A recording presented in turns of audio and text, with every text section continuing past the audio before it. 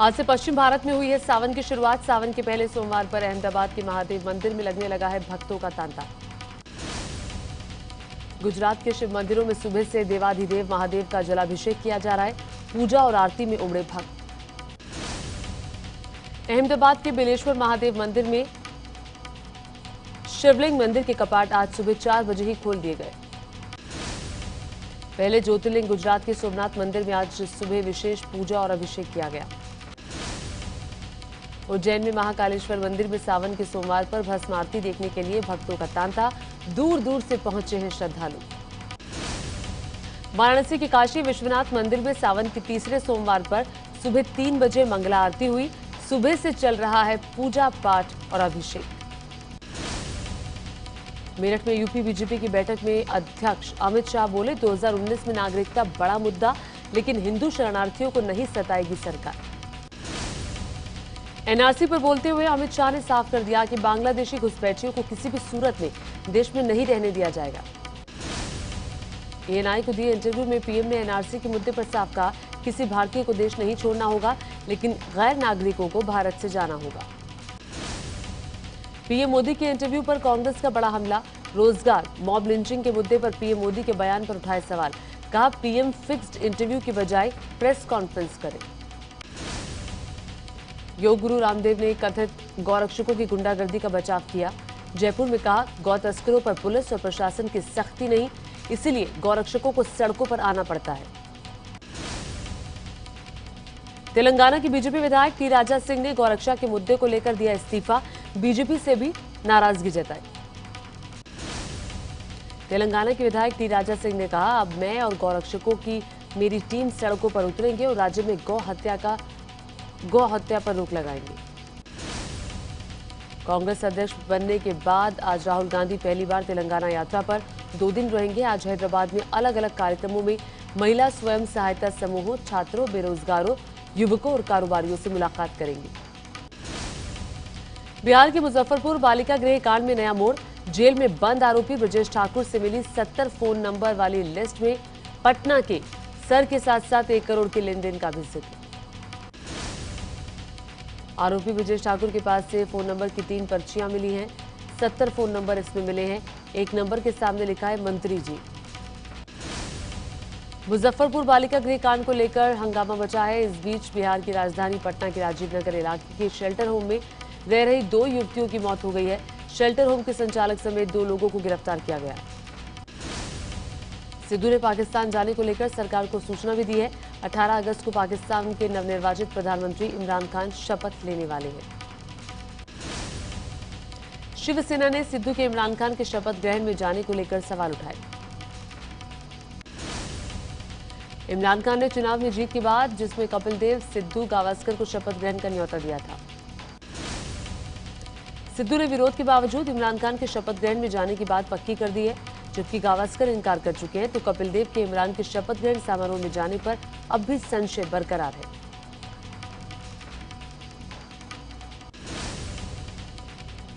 गृह मंत्री राजनाथ सिंह ने कल केरल के बाढ़ प्रभावित इडुक्की और एर्नाकुलम का हवाई दौरा किया।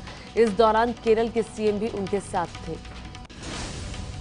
राजनाथ सिंह ने एर्नाकुलम के एक राहत शिविर में बाढ़ पीड़ितों से मुलाकात भी की। राजनाथ सिंह ने कहा, केरल में बाढ़ के कारण हालात बहुत ही गंभीर हैं। राजनाथ सिंह ने केरल में बाढ़ के मद्देनजर केंद्र सरकार की तरफ से 100 करोड़ रुपए की मदद देने का ऐलान भी किया। उन्होंने कहा कि आजादी के बाद से केरल में ऐसी बाढ़ कभी नहीं आई। केरल के इडुक्की के करीमबन ब्रिज के आसपास के इलाकों में तमाम घर बारिश में बह गए हैं। कई घर अब तक पानी में डूबे हैं। केरल के इडुक्की में पेरियार नदी उफान पर है, जिससे पेरियार रिवर वैली के इलाके में बुरी तरह से बाढ़ आ गई है। केरल का एर्नाकुलम इलाका भी बाढ़ में डूबा हुआ है। पेरियार नदी में पानी बढ़ने की वजह से पूरे इलाके में हालात बिगड़ गए हैं। केरल के इडुक्की में पेरियार नदी में आई बाढ़ के कारण इलाके की सड़कों पर बुरा असर पड़ा है। केरल के इडुक्की जिले के कीरीथोडू में भारी लैंडस्लाइड हुई है, जिसमें 2 लोगों की मौत हो गई। बड़ी संख्या में लोग बेघर हो गए हैं, जिन्हें राहत कैंपों में रखा गया है। हिमाचल प्रदेश के बिलासपुर में भारी लैंडस्लाइड, नेशनल हाईवे 3 कई घंटे तक जाम रहा। हिमाचल प्रदेश के बिलासपुर में लैंडस्लाइड के कारण NH 3 पर कई घंटे तक फंसे रहने के बाद भी लोगों को मदद नहीं मिल पाई, जिसके बाद लोग पत्थरों को खुद ही हटाने की कोशिश करते नजर आए। हिमाचल प्रदेश के मनाली में चंडीगढ़ मनाली राष्ट्रीय राजमार्ग 205 भी कई घंटे तक जाम रहा, जिसके कारण सैलानियों को भारी परेशानी का सामना करना पड़ा। चंडीगढ़ मनाली राष्ट्रीय राजमार्ग में छडोल के पास पहाड़ से हाईवे पर पत्थर गिर गए, जिसके कारण दोनों तरफ से गाड़ियों की लंबी लंबी कतारें लग गई। चंडीगढ़ मनाली राष्ट्रीय राजमार्ग पर एक जीप में सवार लोग हादसे का शिकार होने से बाल बाल बचे। पहाड़ से अचानक पत्थर गिरने पर ड्राइवर ने बड़ी फुर्ती दिखाते हुए गाड़ी को पीछे कर दिया, वरना बड़ा हादसा हो सकता था। हिमाचल प्रदेश के हमीरपुर, बिलासपुर, कांगड़ा, ऊना में लगातार भारी बारिश हो रही है। मौसम वैज्ञानिकों ने अगले 2 दिनों में और भारी बारिश की भविष्यवाणी की है।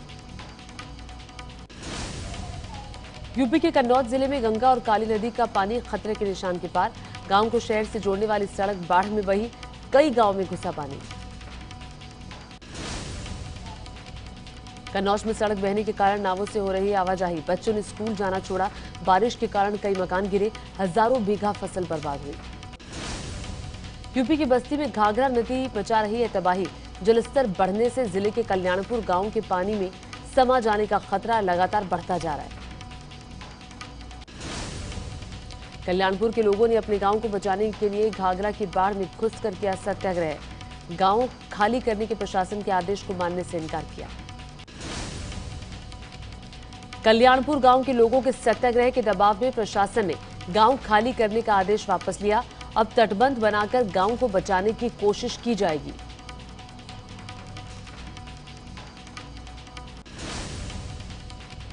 यूपी में बारिश और बाढ़ से पिछले 24 घंटों में 5 और लोगों की मौत। राज्य में अब तक कुल 723 लोगों की जान बारिश और बाढ़ की वजह से जा चुकी है। उत्तराखंड के फाटा में मलबा आने से बंद हुआ था केदारनाथ हाईवे। पहाड़ से अब भी बार बार आ रहा है मलबा। राजमार्ग पर फंसे हैं सैकड़ों यात्री।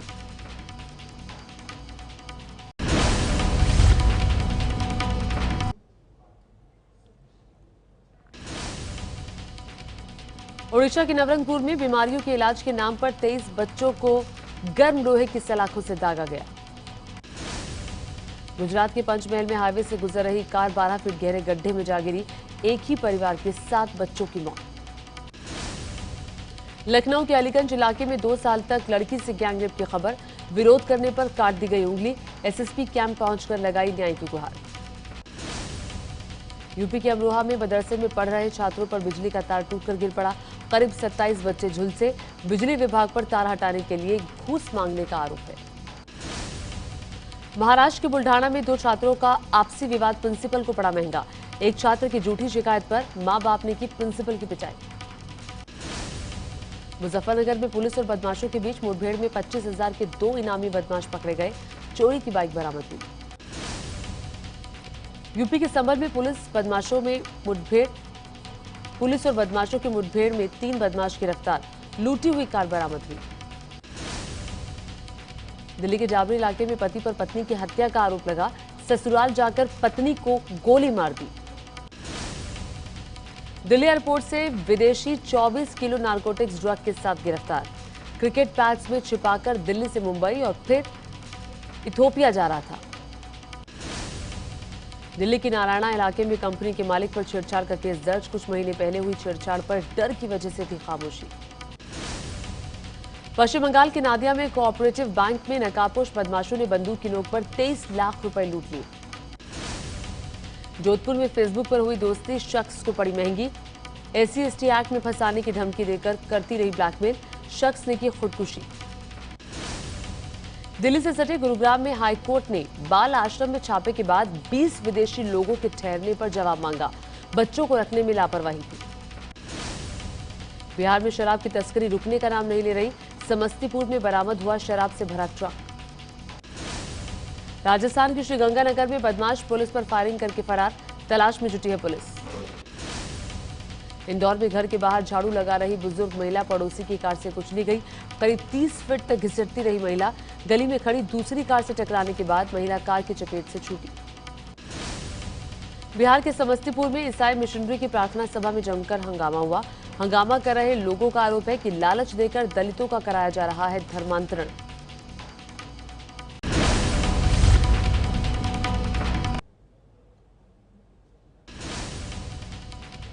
भारतीय shuttler Ajay Jairam Vietnam open 2018 का खिताब पाने से चूक गए। जयराम को इंडोनेशियाई खिलाड़ी शेसार हिरेन रुस्तावितो ने सीधे सेटों में 14-21, 10-21 से आसानी से हरा दिया। स्पेन के स्टार फुटबॉलर गेरार्ड पीके ने अंतर्राष्ट्रीय फुटबॉल से लिया संन्यास। इस साल हुए वर्ल्ड कप में अपनी टीम के खराब प्रदर्शन से निराश थे।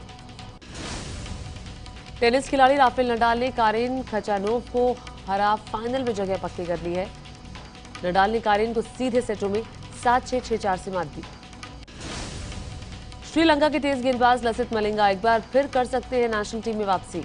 मलिंगा काफी समय से श्रीलंकाई टीम का हिस्सा नहीं थे। 18 अगस्त से इंडोनेशिया में शुरू होने वाले 18वें एशियन गेम्स में भारत की ओर से कुल 572 खिलाड़ी भाग लेंगे।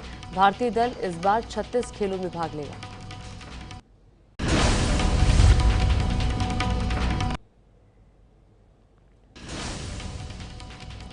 लंदन में देशभक्त भारतीयों ने दिया पाकिस्तान और खालिस्तान समर्थकों को जवाब।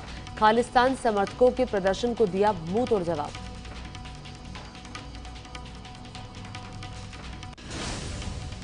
लंदन के ट्रफलगर स्क्वायर में जस्टिस फॉर सिख संगठन ने आईएसआई के इशारों पर अलग खालिस्तान की मांग को लेकर लंदन में प्रदर्शन किया, जिसके बाद देशभक्त भारतीयों ने इसी जगह खालिस्तान समर्थकों से बड़ा प्रदर्शन कर डाला। ये है एबीपी न्यूज, आपको रखे आगे।